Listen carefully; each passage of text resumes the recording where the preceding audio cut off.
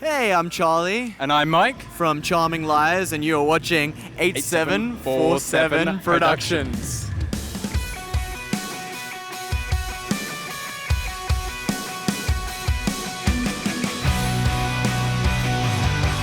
What's up, everybody? It's Big Bryan here, 8747 Productions, kicking it with a couple of the members of Charming Liars. We got Charlie and Mike, and they're touring here on Rockstar Uproar. How's the reception been so far?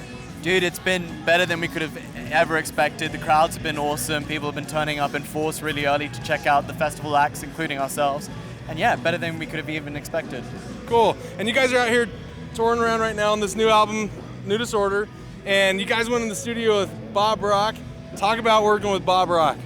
It was an absolutely incredible experience. I mean, we didn't even know that, Bob Rock was an actual option to record with. But essentially the label, had a brainstorm session for producers. John Fields was one of them, and we worked with him.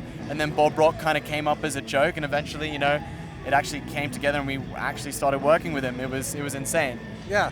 We kind of got to talk off camera for a minute, and going into it, you were a little bit worried about getting ripped apart, getting torn down, it was for me in particular, he was Metallica's bass player for a good period of time and has worked with some really amazing musicians, and we had that apprehension and fear that maybe we weren't very good, but he kind of straight off the bat calmed all our fears and calmed all our nerves and made it a very calm experience. We actually did pre-production of the album in Hawaii randomly because that's where he lives.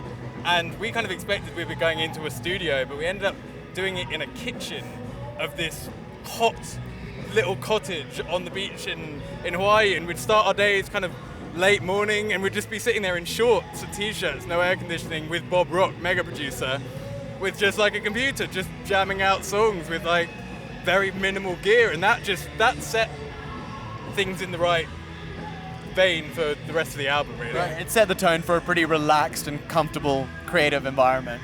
So talk about going into the studio. When you guys hit the studio, did he say, all right, now we need to tweak your tone a little bit, we need to change the guitar tones, and we got to work on with you, or was that pretty much done beforehand? What's quite important to say is that, obviously Bob Rock's a big producer and he had a very busy schedule. So as a baby band, we kind of had to work around his schedule. So we did pre-production in Hawaii. In the build-up to Hawaii, he came to our little studio in East Los Angeles to listen to the songs, and it was just an evolving process of piecing bits and pieces together. In Hawaii, in the kitchen, we managed to get some great guitar tones and some amazing vocal takes, which ended up being on the album. And then when we got into the big studios in Vancouver and LA, it was a case of just polishing up, putting a few bits of ear candy in there. But the real bulk of it, I think, is safe to say, was done in our studio in LA and in the kitchen in Hawaii. Well, there is something that comes more on guitar tone.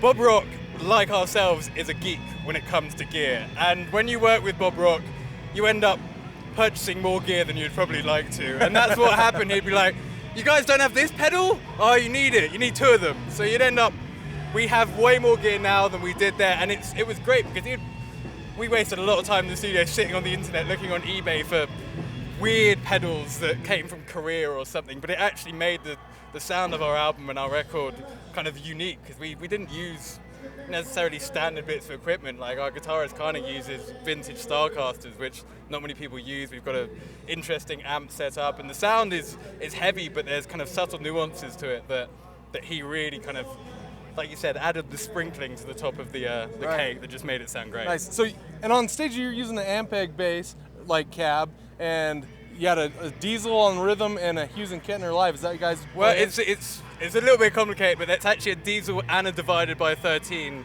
split together, coming through one cab on one side, and then a Hughes and Kettner on the other. And I play an SVT Classic because they are the bomb, really. Right. And then This guy uses a Shure mic. Sure, SM58. Right. It's like the most standard mic in the world. What did you use in the studio when you guys were doing vocal cuts in the studio? Mate, I wish I could remember. I wish I paid attention. We used a lot of different things. We used an SM57 for a lot of the vocal takes and a 58. A lot of that stayed on the album, but yeah, because a lot of the vocal takes were done in our studio before, and Bob was like, that sounds good, let's just use that, and then, it was a mishmash of stuff. But the actual, I'm not a gear nerd or gear geek, so unfortunately I can't tell you. No, that's all right, no worries. Last thing I want to talk to you guys about is this music video that's going out, and So who came up with the idea for the nuns going around tracking down these like demons? We wish we could take full credit for the creative idea behind the video, but it was really this film student from USC Film School in LA called Carl Padilla. I met him through some people, and we went for a coffee and discussed making music video and discussed the kind of tone and vibe. We wanted to make it dark, fun, sexy, but reasonably lighthearted. Started talking about our love for Tarantino movies and cinema. And then he went, leave it with me, and an hour and a half later, I get a little inbox, a little email in my inbox that popped up, and it was this full treatment with the pictures, and I was like, let's do it.